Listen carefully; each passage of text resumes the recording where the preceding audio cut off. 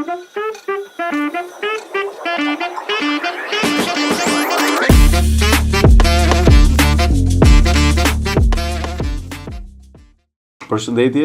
gjithëve, ja tek rishihemi sërish në podcast me doktorin. Sot kam kënaqësinë e veçantë të kem të ftuar doktoreshën e shkencave Elvana Rista, mjeke nefrologe pranë Spitalit Igea dhe pedagoge në institucione publik. Përshëndetje doktoresha dhe faleminderit që pranuat ftesën tonë. Përshëndetje doktor Genti, shumë kënaqësi të jem pjesë e këtij podcasti. Kam parë seritë e tjera tuaja, janë shumë interesante dhe me shumë kënaqësi për në ftesën. Të falenderoj shumë, në fakt doktoresha ju i keni vonuar ardhjen sepse ftesa jon ka qenë më e kahershme dhe unë jam shumë i kënaqur që ju jeni pjesë e këtij formati dhe jam i bindur që do t'japim mesazhet e duhura ndaj audiencës dhe të gjithë atyre që na ndjekin dhe i besojnë këtij formati. Në traditën e këtij emisioni ne duam të dimë si ka qenë fillimi i karrierës tuaj, pra le të themi si keni zgjedhur të jeni mjeke, ndoshta një nga vendimet më të vështira që jo gjithmonë e marrim në mënyrë të personalizuar sepse ndikon familja, ndikojnë rrethanat e shumë gjëra të tjera. Dhe do doja të dija edhe pak nga ana juaj si keni zgjedhur që të vijoni rrugtimin si mjeke dhe pastaj pa diskutim specialiteti dhe elementet e tjera të karrierës në vazhdimsi. Pse zgjodha të jem mjeke? Janë dëshirë e përbrendshme, dëshira ka hershme e përbrendshme që në fillimet e gjimnazit, po ashtu dhe një zgjedhje racionale. Të jesh mjek ka një status të caktuar, ka je respektuar në popullat, çdo gjë vjen shumë natyrshëm pastaj deri tek zgjedhja dhe tek rruga që të bësh më tej. Asnjë nga prindërit e mi nuk kanë qenë mjek. Ata janë në fushën e inxhinierisë dhe kur unë zgjodha mjekësinë, ata sepse nuk është se erdhi në vitin e fundit të gjimnazit, erdhi një dëshirë më parshme dhe ata më thoshin, "Je sigurt për këtë rrugë që do vazhdosh sepse brenda familjes tonë të ngushtë ne nuk kemi mjek që të të ndihmojnë ty gjatë rrugës për të shkuar përpara." Por kjo nuk ishte fare stepje. Ndërsa kur vjen puna te nefrologjia, aty çdo gjë ishte shumë e sigurt dhe nuk ishte më asnjë lloj pikpyetje, asnjë lloj diskutimi. Babi im ka vojtur që në moshë të re nga gurët në veshka. 25, 26, 29, ka bërë ndërhyrje të shumta kirurgjikale për në atë kohë ashtu ishte zgjidhja e tyre. Më pas, unë nuk është se kam qenë në atë kohë, kam marrë më vonë, por kam dëgjuar historitë në familje, kam dëgjuar historitë e fisit që thoshin është sëmur, ka probleme me veshka dhe më tej fillon hipertensioni, fillojnë komplikacionet renale që hipertensioni bën. Dhe kur erdhi puna për nefrologjinë, kishte filluar dhe pak kratinina të rritej, ajsa unë të isha tamam e fokusuar në atë fushë, patjetër që zgjodha nefrologjinë, ishte një dashuri që unë e kisha në subkonsciencë dhe nuk e diskutoja fare që do ta merrja. Po, a ke pasur një deg të dytë apo ka qenë zgjedhje pa diskutuar zgjedhje e parë? Nuk ka qenë fare dega e dytë në mendje, përveç se pjesës kur shkoja te komisioni më thanë nefrologji, po pse nefrologji? Ka deg të tjera, laboratori, ku diun, domethënë nuk ashtu, nuk gjithmonë komisione ka qenë ky koncepti që do duhet të jepsh një sugjerim të dytë. Po, se ishim brezi që shkonin, zgjidhin dhe kishim atë listën që ti duhet të merrë specialitetet edhe por kirurgjia s'ka qenë fare, patjetër që kam qenë në pjesën e terapisë, as sot pavarësisht se merrem shumë me transplantin, hy në sallë për të parë çfarë ndodhet dhe si shkon gjëja, por nuk do isha bërë kurrë kirurgë, nuk e diskutoja këtë pjesë. Kështu që nefrologjia nuk është se ka qenë fare diskutim dhe e dyta, përveç kësaj pjesës së parë që sapo hyra në nefrologji dhe kjo dihej që do hyja, ajo që është më e lezetshme është që më pëlqen shumë më mbrapa, po vazhdoj akoma të kultivoj dashurinë sikur ajo rritet për nefrologjinë. Pra nëse do të kthehesh e pas, nuk diskutohet që do bëhet po të njëjtin rrugtim. Absolutisht, të njëjtin rrugtim, absolutisht. Edhe pse ka pacient të vështirë, edhe pse ka pacient kronik të cilët vuajnë, shikoj pozitivitetin atë gjë. Dhe për më tepër fusha e nefrologjisë ka një zhvillim shumë të rëndësishëm. Nuk do krahasoj me asnjë nga degët e tjera, mendoj.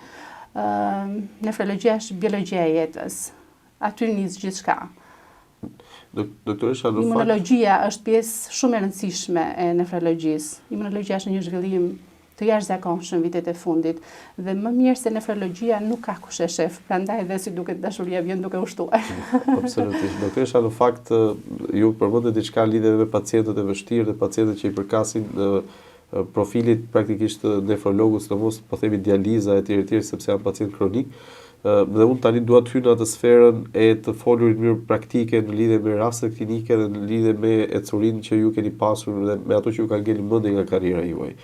Dhe ne ndërlidhemi, po e nis me këtë gjë, ndryshe nga edhe tradita e këtij emisioni, ne në fakt ndërlidhemi psikiatria dhe nefrologjia, ndërlidhemi pak tek dializa, sepse një pacient i cili do duhet për një kohë të caktuar bën çrregullim të bëjë dializë, bën çrregullime emocionale, çrregullime ankthi, ndonjëherë dhe depresion etj etj. Cili është, le të themi, ai rast që ju ka ngelur në mendje që mund ta ndani me ne për sa i përket pacientëve të dializës, për shembull, që mund të jetë një gjë që vërtet është me interes për tu ndarë. Nefrologjia ka bukuritë, ka vështirësitë, ka sëmundshmërinë e lartë. Ka gjë tjetër që veshka nuk flet. Veshka nuk flet dhe të gjitha gjërat zhvillohen gradualisht pa marrë vesh gjë fare, vetëm kur shkojnë në stadin final. Janë shumë qeta, aq sa të mira janë aq të qeta. Dhe kur vjen stadi final, ne fatkeqësisht nuk kemi më gjë në dorë. Dhe një nga zgjedhjet më common është hemodializa. Raste në dializë pafund, shumë vite eksperiencë në një qendër të madhe hemodialize, si që është në spitalin tonë. Shumë pacientë të vështirë, pacientë që janë komplikuar me hemorragji cerebrale. Kur ti ke kaq vite që i njeh, ke kaq kohë që i shef 3 herë në javë. Bilesa të ditët ikin kaq shpejt sa ndonjëherë e dalloj sallën edhe ditën ku jemi, është e hënë e mërkurë e premte apo e martë e njëjtë të shtunë, sepse pacientët janë në këto cikle, janë në këtë rasti që më ka ngelur në mendje është një pacient diabetik 61 vjeç, i cili nuk bënte në fakt ecuri të mirë në dializë, atë kujdesin për pjesën e dietës, dializat kufizon shumë gjëra, që nga mënyra e jetesës, ardha 3 herë në javë në dializë, po deri tek ushqimi dhe tek uji, janë kufizime që t'i sjell dializa. Kujdesi për veten i pakët, po dhe diabeti gjithashtu, një sëmundje që nuk prek vetëm veshkën, po prek edhe sëmundje edhe enët të gjakut të tjera, sidomos ato kardiake. Dhe zhvillon një komplikacion të rëndësishëm kardiak, për të cilën ndron dhe jetë. Më munduam pafund në njësinë e kujdesit intensiv për ta rikthyer me mundësinë për të bërë procedurat e tjera të koronarografisë dhe nuk e arritëm dot, nuk e dolëm dot. Po ishte nga ata pacientë që sa herë vinte, kishte një komunikim jashtëzakonisht mirë me stafin. Pavarësisht vetes së vet, që ai ishte shumë i ngarkuar, pjesës së depresionit, pjesës së ndryshimit komplet të jetës, pjesës së neuropatisë periferike që e bënte të vuante gjithmonë, kishte një sjellje të jashtëzakonshme me stafin, me infermierët dhe me ne. Dhe kur hy në hemodializë të ditë, edhe nuk e pash më në sallë. Isha për lotët e mamë dhe e lash vizitën dhe ndola. Doktoresha, arrin në një pikë ku praktikisht njeriu përfshihet emocionalisht në mënyrë të jashtëzakonshme me raste sepse ti ky rasti ka shumë kohë që ka kaluar. Edhe sërish më sjell një kujtim. Absolut, sepse janë njerëz që na bashkëshoqërojnë dhe 3 herë në javë është sikur realisht jetë pjesë e jetës tënde dhe ti jo të jetë më në kuadrin e një pacienti. Dhe sigurisht në atë lloj shërbimi dhe në këtë lloj fushë pacientët besojnë jashtëzakonisht shumë te mjeku dhe është sikurse çdo fushë tjetër, po aty ke një ndërlidhje tjetër specifike sepse është ndërlidhja e vazhdimësisë. Të shikojnë si zgjidhja e mundshme e problemit të tyre. Jo vetëm aq, po bëjnë shumë të afërt me kalimin e kohës sepse shumë vite. Domethënë ne kemi aty që nga 2012 që kemi hapur qendrën e dializës, patjetër edhe pjesa tjetër e punës më përpara, po kjo që unë jam investuar dhe është punë e përditshme.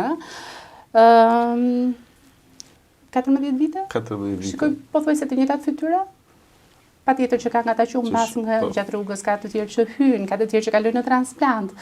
Por janë individë që ne krijojnë një lidhje, nuk mund ta them dot që ne nuk krijojmë lidhje emocionale me ta. Doktoresha, cili është, po themi, një rast që ju mund ndani me ne që ka qenë një moshë e re që ju, le të themi, ju ka mërzitur, ju ka shqetësuar dhe mund ta ndani si një personazh. Do të thënë sot e keni vendosur të më bëni shumë emocionale.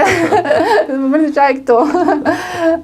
Një rast tjetër. Kjo është një fushë shumë pak preket dhe indirekt duhet të japim dhe ato mesazhe që të kuptojnë ata njerëz që e kanë këtë shqetësim që nuk është fundi botës, domethënë njeriu vuan nga diçka, për cilën ka shërbim, ka zgjidhje, ka trajtim, ka dhe mbikëqyrje, po ka dhe dashamirësi nga ana e stafeve mjekësore. Absolutisht.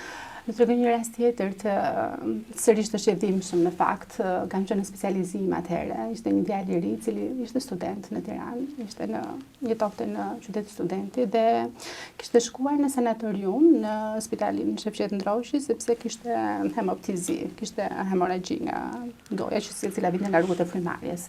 Natën e parë ishte shtruar atje, sepse gjëja e parë që fliste klinikisht ishte kjo gjë, kështu që shtruar nga mjekët e urgjencës atje. Nesërme shikoj një kreatinin të rritur, që është analiza që ne masin funksionin e veshkave, dhe një urinë që fliste shumë me rozat kuqe, me albumin. Dhe me njëherë lejmërojnë nefrolog, mosha ishte shumë e re, 20-21 vjeç, dhe rasti transferohet në nefrologji. Ishte pa në një klinikë shumë të rëndësishme në fillim, patjetër që kjo të trëmbë, por nuk ishte e vazhduar pjesa e hemoptizis, ishte kufizuar, shtuar dhe moshën e re, dhe bëjnë gati për t'i kërkuar të analizat e para.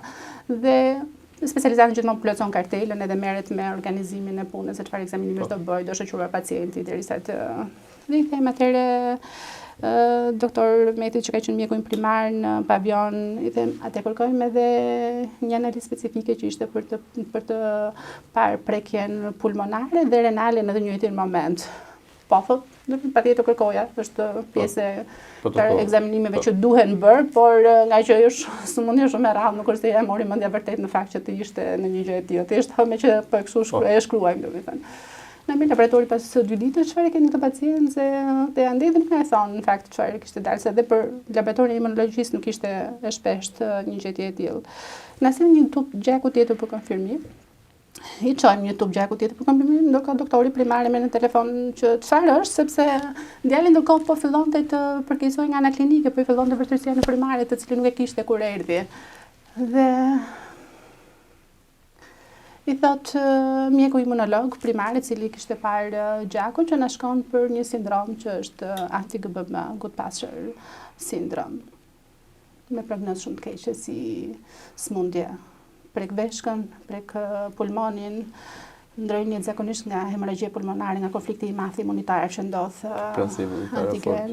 luftë imunitare shumë e fortë. U mblodhën ekip, u diskutua çfarë do filloj. Duheshin disa procedura për cyklosmafereza për pastrimin e antikorpeve, të cilën në atë kohë nuk e mundsonim në fakt. Në ato vite nuk e mundsonim në qendrën spitalore.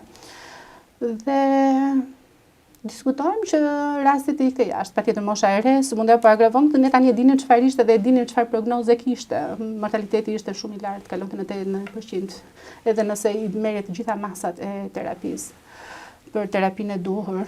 Filluam një terapi imunosupresore për momentin dhe më pas u bën gjithë dokumentat që djali të ikte jashtë dhe të merrte shërbimin atje dhe të ofrohej të paktën çfarë ishte e mundur nga shkenca, pastaj ne nuk do ta dinim atë ecurin.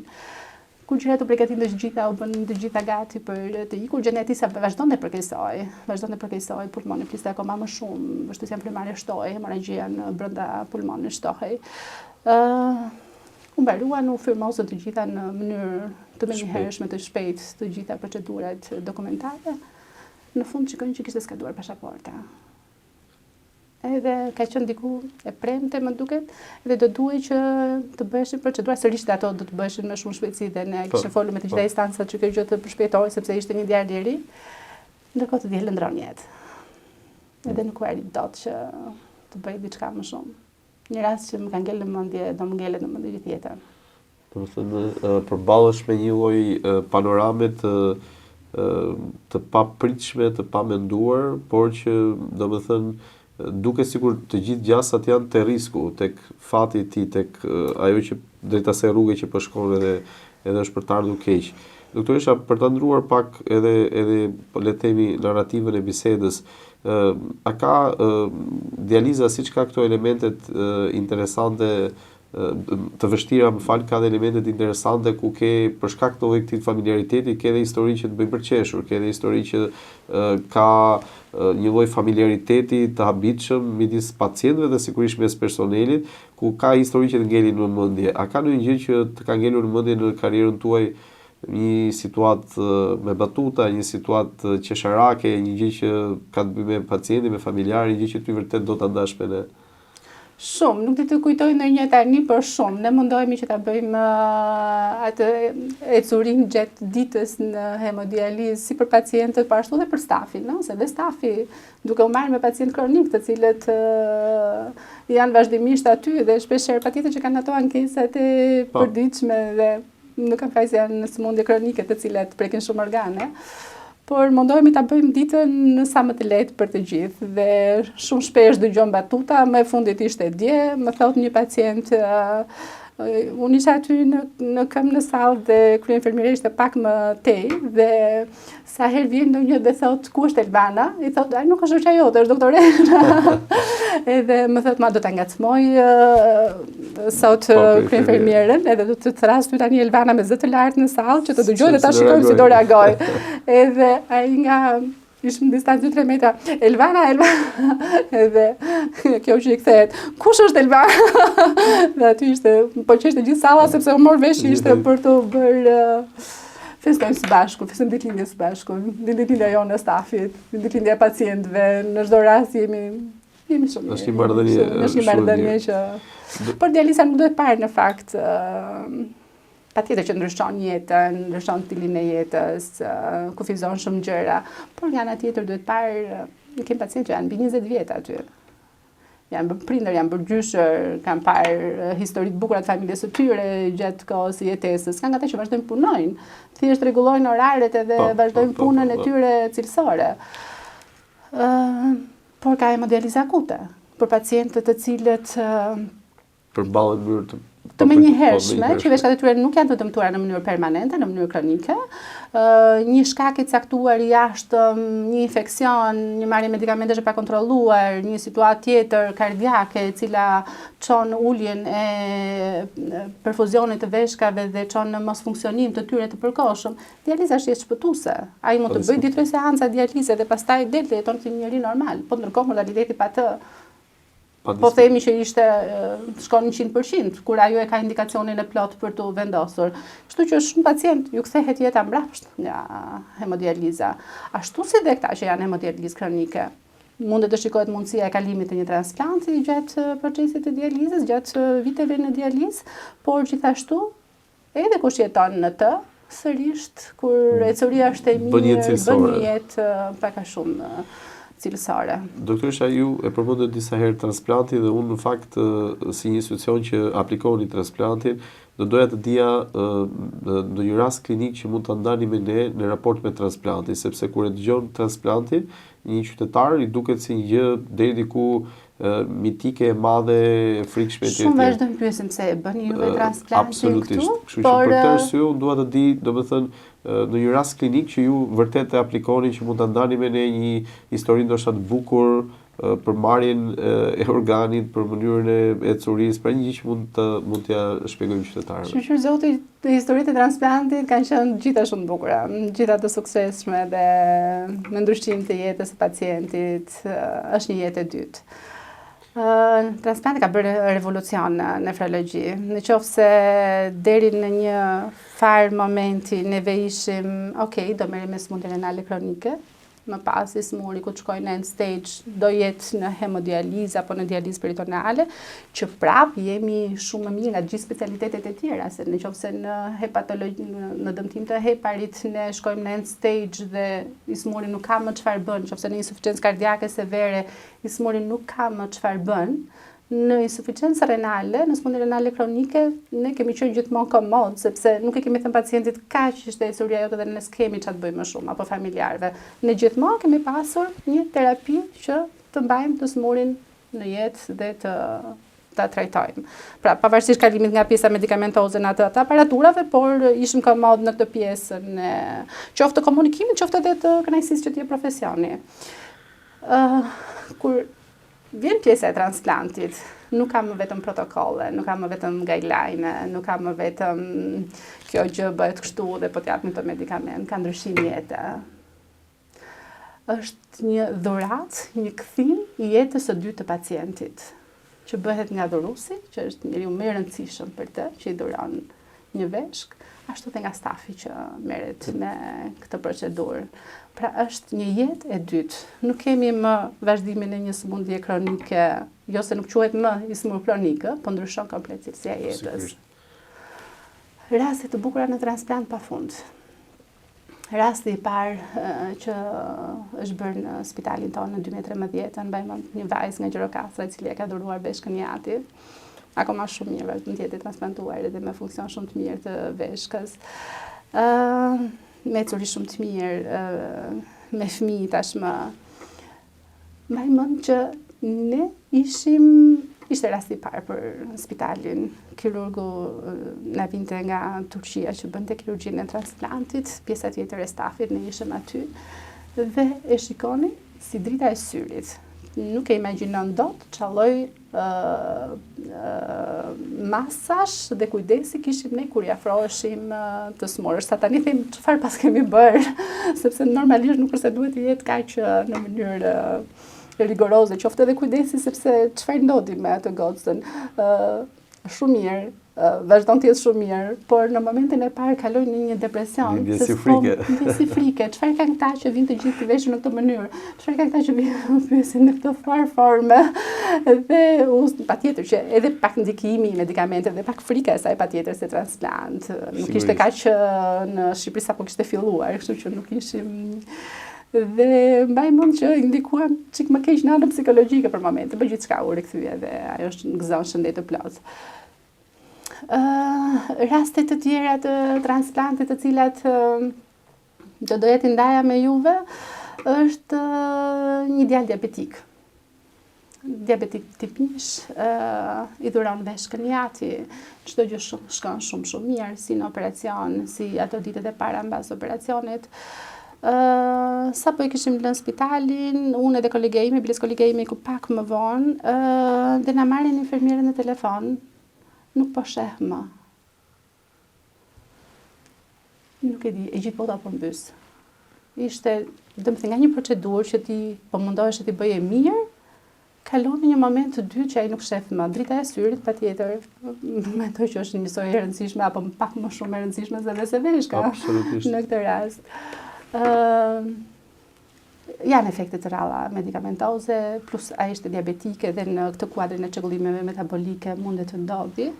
Nuk na kishte ndodhur asnjëherë shumë e rrallë në libra. Ju kthye me kalimin e orëve.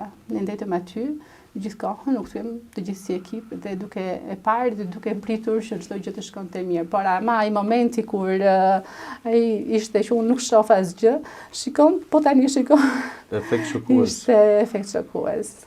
Një reakcion i medikamenteve me sëmundjet metabolike që ai kishte ndërkohë, por çdo gjë u kthye në normalitet pas sa orësh gjendja u përmirësua. Bëm ato modifikimet e terapisë dhe ndryshimeve të protokolleve që bëhen.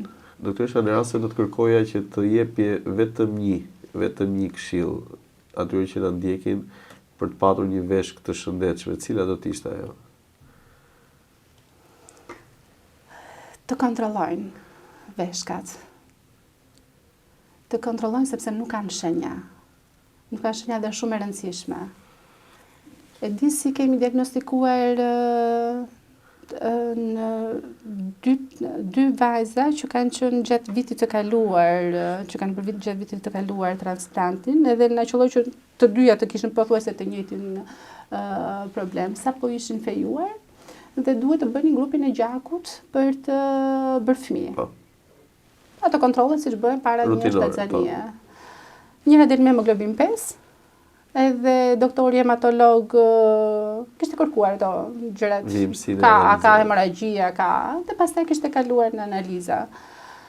Ndërsa vajza tjetër e dinte që ishte nga fieri në zonat ku ka talasemi, e dinte që ishte me problemin mbartëse e talasemisë në familje dhe do donte të dinte a kishte vetë dhe a kishte i fejuar i saj që do bëj bashkëshorti i jashtëm. Të dyja rezultojnë me kreatinin 7-8 dhe për këtë arsye u diagnostikuan, për këtë arsye u vlerësuan, ndërkohë nuk ishin asnjë shenjë. Asnjë shenjë, sepse nëse për diabetikët që duan shumë vite dhe fillojnë që të çrregullimet, lodhja, paksimi i urinës në një moshë të re nuk pret asnjë gjë, nuk pret asnjë shenjë. Janë mjaftueshëm të fuqishëm që thjesht të ulin pak, të ndjejnë pak lodhje në aktivitet të sforcuar, por pjesa tjetër nuk ka asnjë lloj shenje. Kështu që kontrolli është shumë i rëndësishëm. Doktoresha, sa vite karrierë kemi total? Mos bëjmë shumë pyetje të vështira. 15 vite, mos më shumë 20 vite. Në gjithë historinë 20 vjeçare, pa diskutim, një punë e vazhdueshme, raste të ndryshme, po sigurisht dikur edhe me shërbime 24 orëshe, roje dhe patjetër edhe me ngarkesë pacientësh. A mban mend ndonjë roje të vështirë? Rojet përgjithsisht janë të vështira. Dhe nëse po, domethënë çfarë ka qenë një rast që të ka ngel mendje nga ajo roje? Rojet përgjithsisht janë të vështira. Vendimet në roje duhet të merren në mënyrë të menjëhershme, më shumë punon intuita dhe syri jot klinik sesa ajo çfarë ti ke lexuar nëpër libra. Ne rojet i bënim, kam qenë në Brezin që endokrinologjia dhe nefrologjia kishin të njëjtin mjek roje. Dhe ato fillimet e para, viti i parë, viti i dytë i rojeve ka qenë vërtet shumë stresues sepse mirë të tanjët të nefrologjisë që do vazhdonim edhe do ja kishin marrë dorën si do t'i trajtonin. Por kur vinte puna tek pjesa e endokrinologjisë, bënim një listë dhe kishin thënë atyre profesorëve të endokrinos na jepni një listë me kur është glicemia kaq sa insulin do bëjmë, por kur është kjo situatë si duhet të reagojmë. Mbaj mend një rast shumë të vështirë nga endokrinologjia në fakt. Ishte një zonjë që vjen pothuajse omnibuluar, po duke qenë që glicemia ishte diku te 500-600, ja trubojnë të gjithën diabetit. Ndërkohë mjeku i rojes kishte bërë shtrimin, pacientes kishte ardhur akoma lart. Unë sapo kisha marrë rojen dhe më thonë hajde se është një keq në endokrino. Në endokrino, okej, më ka lënë porosis, më kishte lënë në fakt porosi mjeku i rojes, kishte ndonjë rast rënd, po si duket ishte kjo pjesa e shkëmbimit që ai sa do ngjitej lart dhe mbase ka menduar që mua do më marrin prapë në urgjencë para se ta ngjisin lart pacientin. Pacientja e omnibuluar, diabetike, shumë e vështirë për enet e gjakut. Me atë rast, kush nuk u mor infermierët e endokrinologjisë, infermierët e nefrologjisë e thira për ndihmë se nuk po marrin dot gjakun. Gjendja po vazhdonte, por përkeqësohej, ndërkohë më marrin nga infektivi.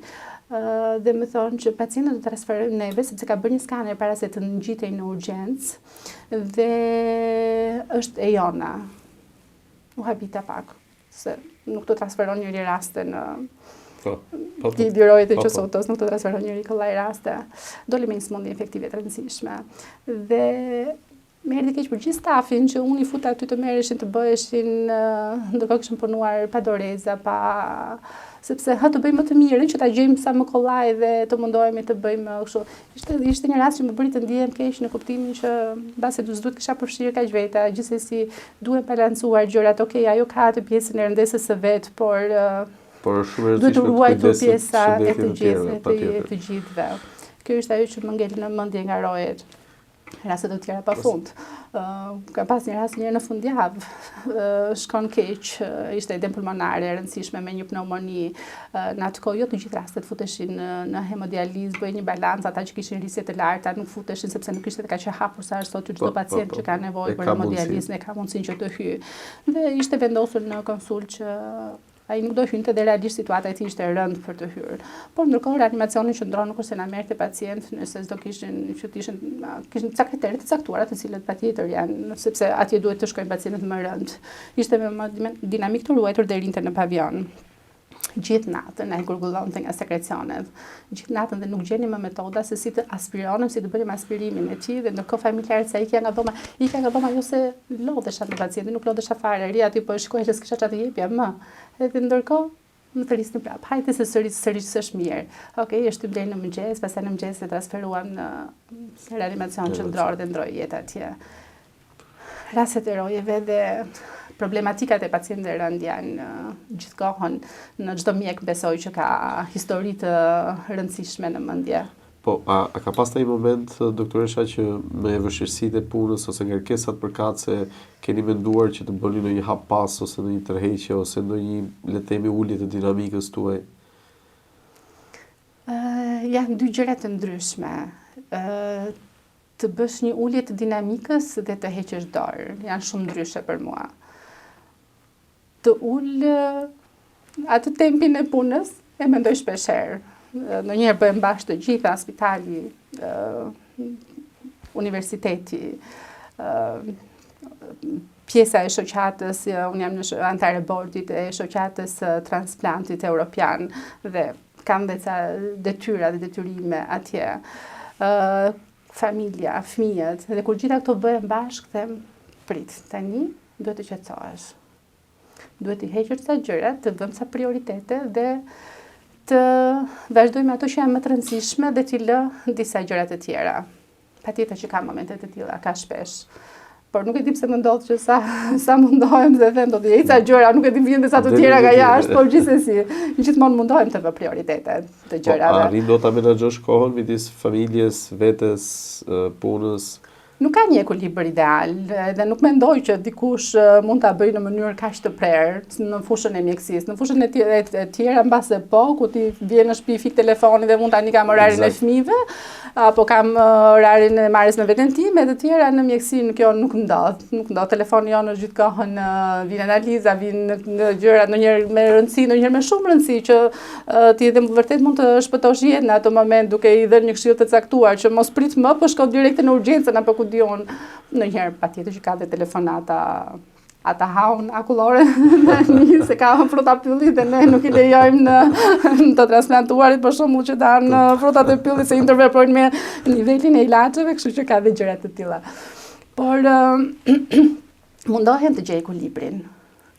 Koha, ka thënë profesor për Parim Kabo, është ajo gjëja që neve na mungon.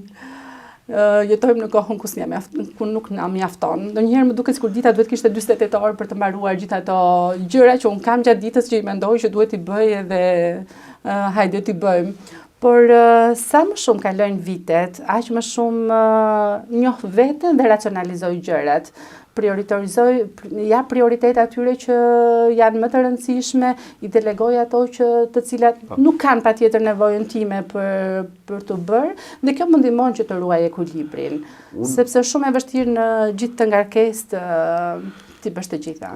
Dhe nuk mendoj që njeriu duhet i bëj të gjitha vetë, sepse është pjesë e një ekipi, është pjesë e si në familje, si në jetë, si në shoqëri, si në patjetër në punë, pjesa më e rëndësishme. Këtë dhe do të citoja, në fakt është mendoj art më vete që të dish të delegosh. Dhe kur ti mëson se si të delegosh, ti mëson që je pjesë e një ekipi, se deri momenti që ti ke një ekip po nuk di të delegosh, atëherë do të thotë që problemi është e ty, se mbi ngarkohesh. Kjo është shumë e rëndësishme. Doktoresha, beson në Zot? Besoj. A ka momente kur ti atribon suksesin? Besoj që mjekësia të afron edhe më shumë me Zotin. Mendoj që shumë njerëz kujtojnë që ne mjekët kemi besimin tek vetja jonë dhe çdo gjë varet dhe rrotullohet rreth nesh. Por unë them sa më shumë të njohësh mjekësinë, aq më komplekse është, aq më perfekte është, aq në perfeksion është organizmi njeriu, nga qelizat e organit tek sistemet, aq në mënyrë të përsosur vijnë ato me njëra tjetrën, sa thua këtu ka një gjë më të madhe, nuk është vetëm shkenca. Shkenca të bësh të njohësh patjetër. Ne në shkencë unë nuk jam absolutisht kundër studimeve që bëhen, kundër gjërave të reja, kundër mjekimeve të reja, dhe ne shoqërinë nefrologjike këto vite jemi totalisht të drejtuar drejt imunologjisë, drejt barnave biologjike, drejt trajtimit të sëmundjeve autoimune. Patjetër që shkenca na bën të njohim, duhet të kërkojmë, duhet të vazhdojmë, po prapë them diçka e madhe është që është një gjë kaq në perfeksion për njeriu. Po vetë i friksohesh ditës fundit jetës, e mendon ndonjëherë, pra nesër sot mbyllet kjo jetë, largohem nga kjo jetë, të tremb vdekja? Mendoj që nuk më tremb. Por duke parë të tjerët në fundin e jetës, them asa e dim se që është deri në fund. Them që njeriu duhet t'japi atë më të mirën e vet gjatë kohës që jeton. Mjekësia na ka mësuar që mos prit nesër, mos e merr të mirëqen shëndetin, mos e merr të mirëqen kohën, mos e merr të mirëqen ata njerëzit që ti ke rreth e rrotull. Sot mund t'jesh, nëse mund mos jesh, nëse mund mos kesh mikun tënd, nëse mund mos kesh familjarin tënd. Kështu që këtë gjë më ka mësuar mjekësia. Mos i merr gjërat e mirë qëna. Shumë e vërtetë është. Dhe në momentin që ne nuk i kemi të tilla, unë nuk mendoj që një gjë të mirë kam kohë ta bëj nesër. Unë mundohem që të jap më të mirën time sot. Në çdo ambient ku jam të bëj atë që mendoj unë që është më e mirë, se patjetër që nuk ka perfekcione dhe absolutisht nuk e mendoj që unë mund të jem një e tillë. Por mundohem që në çdo moment, në çdo hapësirë, në çdo ambient ku jam, si në familje, si në punë, si me studentët, gjithandej, të bëj atë që unë mundet të bëj më mirë. Dhe mendoj që njeriu këtë duhet të bëj, duhet të nxjerrë më të mirën e vetes. Ndjen kam pasur një ndryshim të ciklit tim të jetës, një kthes të madhe, pikërisht kur filluam transplantin e veshkave, përveçse një dashuri dhe është një ndryshim qoftë në karrierë, qoftë për pacientin, për kënaqësinë që t'i jep. Dhe kjo është një arsye që nuk do dohet kur të hiqja dorë, sepse ka një adrenalin mjekësia që nuk e gjen dot në asnjë vend tjetër. Pra, është tjetër të ulësh çik tempin se u lodhe, është tjetër të heqësh dorë. Nuk do doja kur të hiqja dorë nga pasioni për mjekësinë, bashkë me dijen, bën një adrenalin të pashtërueshme, të cilën nuk e arrin dot në asnjë fushë tjetër, në asnjë ambient tjetër. Në momentin e parë kur ne bëm transplantin e parë, patjetër eksperjenca jonë ishte e vogël në Shqipëri, shumë pak raste, nuk e di nëse 3 ose 4 ishin bërë deri atëherë. Nuk ishin parë as ndjekje, as teorikisht e dim shumë mirë. Por pjesën praktike sërish mungonte. Atëherë kam thënë unë për këtë gjë do të bëj më të mirën. Nuk mundem të pres të mësoj duke parë pacientët.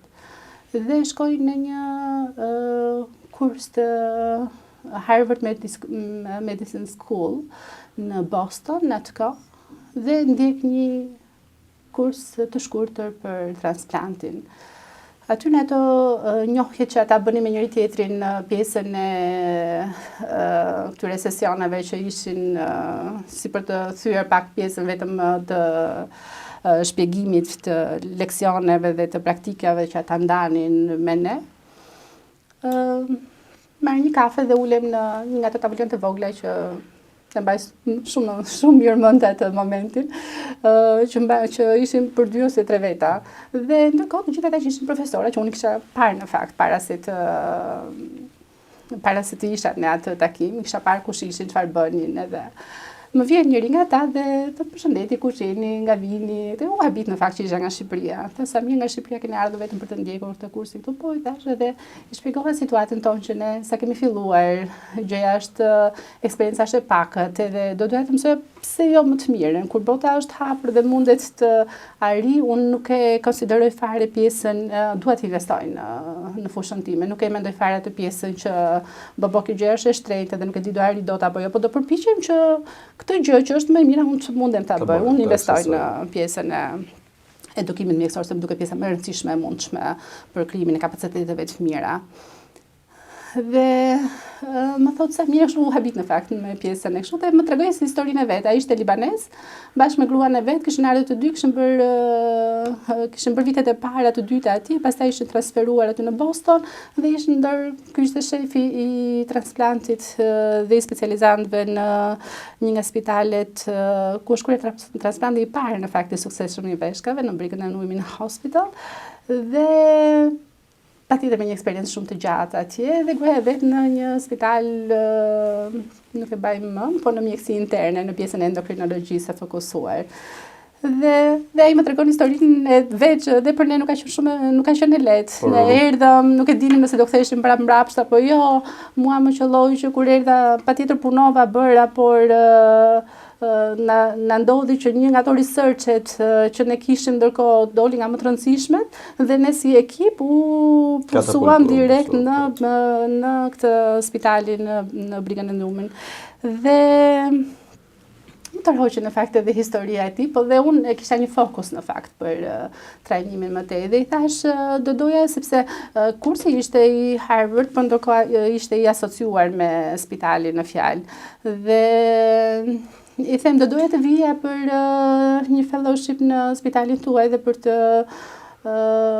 të parë më tha që ka aplikime të caktuara, më tregoi formën e aplikimit edhe kurdo që të aplikosh më shkruaj sepse duhet të kesh letra rekomandimi nga neve dhe aplikoj, pasi jo shumë kohë pasi u ktheva nga ajo, isha shumë e frymëzuar, isha shumë energjizuar dhe e lëm diku, dorëzoj dokumentat, marr pjesën e rekomandimeve si nga një mjek tjetër që ishin të dy në atë spital, sepse duheshin 2 letra rekomandimi që dakorcoheshin që ky individ të vijë në spital. Dhe nga periudha e verës që kursi ishte, unë të gjë e bëj para dimrit edhe e lë diku nga marsi. Në mars fillojnë andaj kishte shumë borë, ndryshojnë fluturime, disa shkojnë në New York, disa shkojnë u trëmba. Thash ku do shkoj tani, pse zgjodha këtë periudhë. Dhe isha aq e friksuar, se edhe familja ime po më stepte një çik, po të i prit se këto fluturime kush e di si po shkoj, kështu që më mirë. Me shumë sikleti shkruaj atij që nuk mundem të vi në këtë periudhë, mund të thashë në një periudhë të dytë. Fare easy going, nuk kishte asnjë lloj problemi, më tham po patjetër shkruaj sekretarisë që kur është periudha më e përshtatshme për ty, sepse atë patjetër në një periudhë të caktuar mund të merrni vetëm 2 individë të cilët mund t'i trajnonin edhe jo më shumë, kështu që duhet të gjeja një periudhë të dytë. Shkoj si përfundim në një periudhë të dytë, komplet mendësi ndryshe. Komplet ndryshe. Nuk mund ta krahasoj me pjesën e Shqipërisë, jo patjetër, po dhe me pjesën europiane. Fillonte mbledhja e mëngjesit në 7:01 çerek dhe mbaronte në gjithë puna në orën 6 mbasdite. Që të shkoj në 7:01 çerek aty, unë do të nisesha në 5 e pak të merja trenin, të shkoja deri në spital dhe pastaj çdo gjë ta kisha të përgatitur para se ata të vinin, sepse ata ishin shumë familjar me punën e tyre, ndërkohë që mua më duhet të kuptoje një çik se si funksiononin, se kush ishte për transplant natën, se kush, ata kishin grupin e tyre që flisnin ndërkohë dhe e dinin shumë mirë çfarë kishte ndodhur, kështu që mua më duhej më shumë kohë. Përveç kësaj, Ma një eksperiencë besoj që të ka shërbyer, është e vlefshme dhe është një gjë të ka bërë shoqëror. Absolutisht po. Përveç pjesës, se po them nga pjesa teorike nuk është se na mungon gjë, do mendoj që mjekët shqiptar janë të ditur nga ana teorike. Na mungon infrastruktura, na mungon mendësia, na mungon mënyra e të menduarit kritik në lidhje me pacientin, në lidhje se si përqasemi me pacientin, si zgjedhim rastet, si e transmetojmë informacionin tek ta. Ndonjëherë te pacienti nuk ka rëndësi, besoj që në emocione sipër, ata nuk e mbajnë më të fare se çfarë ti u thua. Ajo çfarë ngelet e pacientit, çfarë ti si ke bërë të ndihen, mbasi ti dhe një informacion apo një informacion apo një lajm të caktuar. Shpeshherë ata harrojnë, nuk i mbajnë mend fjalët. Ndonjëherë duan të ja përsërisësh prapë, vinte nesër me pse kështu ishte kjo. Por ama ndjesia që ti ke shkaktuar tek ata është shumë e madhe. Mënyra e punës që ata bënin, një pjesë të punës në spital, një pjesë në universitet, një pjesë në research, funksiononin, fuzionoheshin të treja shumë mirë së bashku. Më dha një kthes shumë të rëndësishme në jetë. Për të mos të ndërprerë për pyetjen e radhës, pjesa e researchit shumë e rëndësishme për ta dhe në ato momente që unë isha, shkoj edhe të shtonë dhe të dielën gjithë kohën, vetëm të isha që ato kohë ta shfrytëzoja maksimalisht. Kur ata të shohin një tip shumë, amerikanët i duan njerëzit punëtor, kështu që më thanë, po fillojmë një research shumë të madh për biomarkerat e urinar për transplantin renal, që ti ta marrësh vesh nëse çdo gjë po ecën mirë në transplant apo ka filluar në një fenomen flakje. Do të rish këtu dhe të vazhdosh më tej me këto dhe pastaj afiliohesh me kalimin e kohës me ato procedurat patjetër, procedura shumë të rëndësishme që ata kanë përfutjen në spital për punën e përditshme. Ishte momenti i parë që u dyzova, por absolutisht që nuk thash po dhe prap por ti rikthehem që në do ditët që ne flasim, ai studimi ka mbaruar, se bëhet fjalë një 7 vite që ka zgjatur, ka mbaruar vjet edhe ka hyrë në praktik së fundmi. Edhe prap, dhe pse është gjithë ajo arritje në fushën e transplantit, domethënë kush është pjesa e atij ekipi është super happy. Nuk do ta kisha ndryshuar mendjen, sërish unë do ta kisha ndryshuar mendjen për të ndenjur, nuk më ka. Mendoj që njerëzit e japin më të mirën në vendin e vet. Dhe kënaqësia që ti jep pacientit shqiptar shërbimin në vendin tënd, nuk mendoj që ti e merr kaq kollaj atje. Dhe Shqipëria ka kaq shumë për të bërë, ka kaq shumë për të investuar si mjekët, si sistemi, si të gjitha, sa puna të ka duk kur ti bën diçka, kur ti hep një hap të vogël përpara, është shumë e rëndësishme. Ndërsa kur je brenda një sistemi të konsoliduar, siç e ka Gjermania, siç e ka Amerika, ti thjesht je një hallk aty. Ama nuk merr këtë pjesën e kënaqësisë së madhe që e merr ndaj ndryshimeve që mund të bësh në vendet si tona. Meqense po flasim për sistemin ose për shoqërinë në tërësi që patjetër ka të mirat e saj të pafundme, çfarë të trishton në një doktoresha në këtë ambient? Çfarë të mërzit e vlerat njerëzore tek raportet? Ka një vlerë njerëzore që të shqetëson, nuk të pëlqen? Në lidhje me pjesën e punës klinike, ajo që më trishton është pjesa e të ardhurit vonë të pacientit. Kur ne nuk kemi më mundësi çfarë të bëjmë. Më shumë të referojmë karakterit njerëzor, do të thënë arroganca, motivacia, mospinjoja, pa elementet të cilat na bashkëqyrojnë më shumë në sensin shoqëror me njerëzit, në bashkëtesën tonë me njerëzit, raporte me shoqërinë, me miqsinë, me familjen. Cila është ajo vlerë që ty të trishton Mosmirnjohja është një nga ato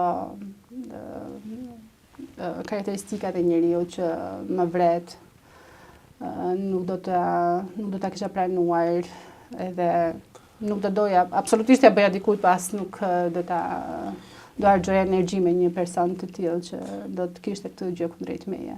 Doktoresha ka gjithmonë fjalë, ka gjithmonë fraza të cilët prindrit tanë gjithmonë na i lënë edhe na bashkëqyrojnë në jetën tonë. A ka një shprehje, a ka një këshill, a ka një mesazh që nëna ose babai juaj ju ka dhënë edhe ju me të jeni në bashkëqyrim gjatë gjithë jetës tuaj?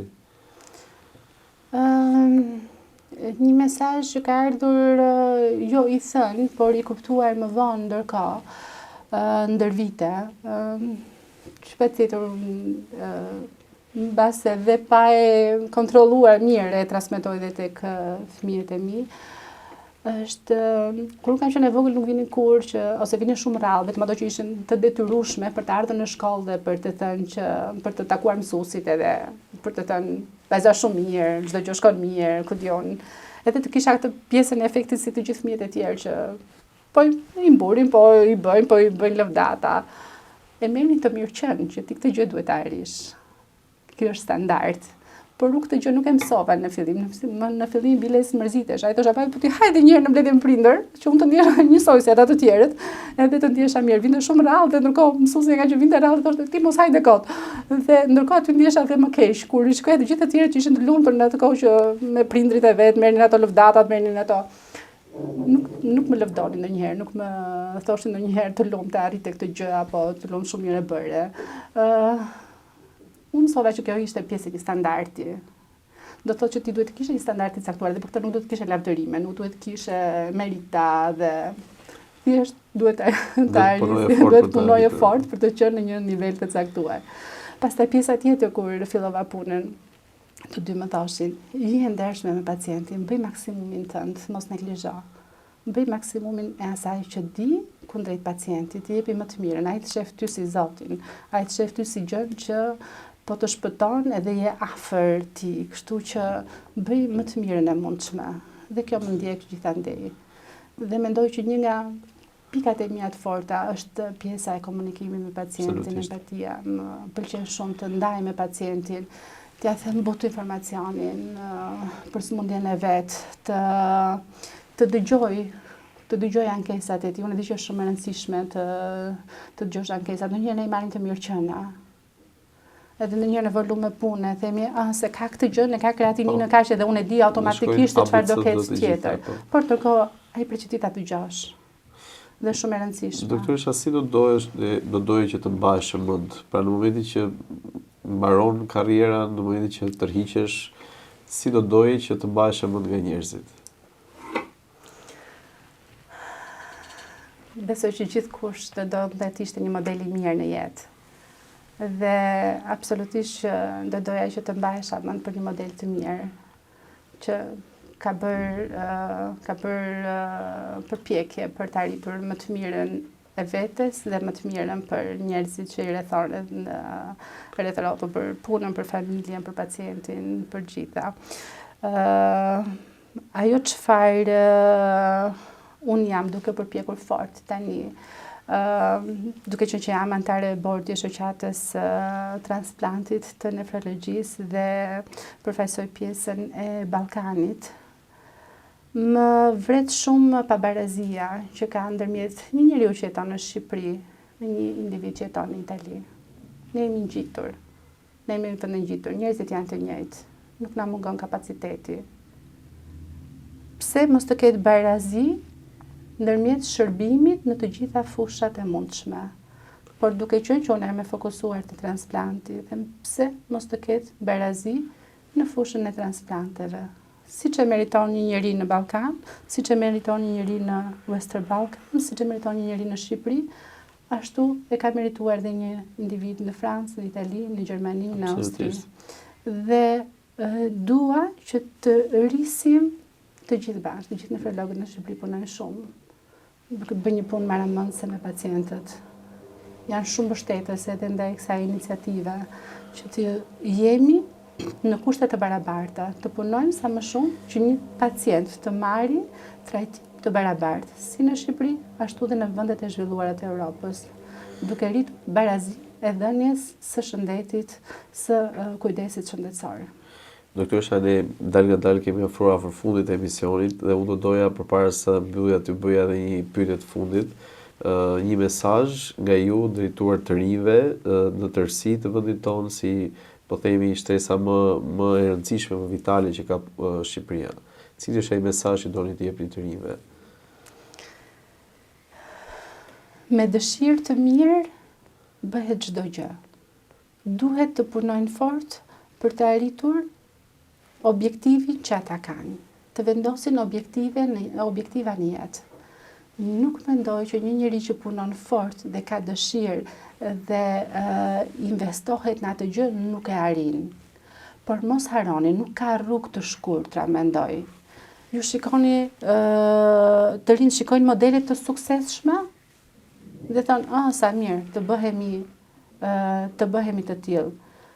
Por, të jenë të sigurt të gjithë të rinjt që këto nuk kanë qenë pa ulje ngritet e veta, nuk kanë qenë pa strese, nuk kanë qenë pa net, pa gjumë, nuk kanë qenë pa sakrifica madhore, qoftë edhe tek familja, tek koha, tek pjesa e të lënit diçka tjetër për të arritur diku tjetër.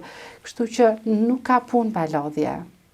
Të investohen, të vënë objektiva dhe mos të kenë konkurencën e vogël me njëri tjetrin, mos të krahasohen me njëri tjetrin, po të thonë ku isha unë dje, a mund ta bëj gjysmë hapi sot të ri?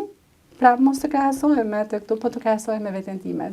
Të bëhen më të mirët e vetes. Këtë gjë ju them edhe djemve të mi. Doktoresha, unë të falenderoj shumë, të falenderoj për bisedën e këndshme. Faleminderit juve. Ne kemi arritur në fund të këtij emisioni, kështu që ju falenderoj për gjithë mesazhet që kemi dhënë sot gjithë secilit që na kanë ndjekur. Ju faleminderit. Duke ju falenderuar të gjithëve për vëmendjen tuaj, do të shihemi si çdo të mërkurë në orën 19 në podcast me doktorin. Faleminderit.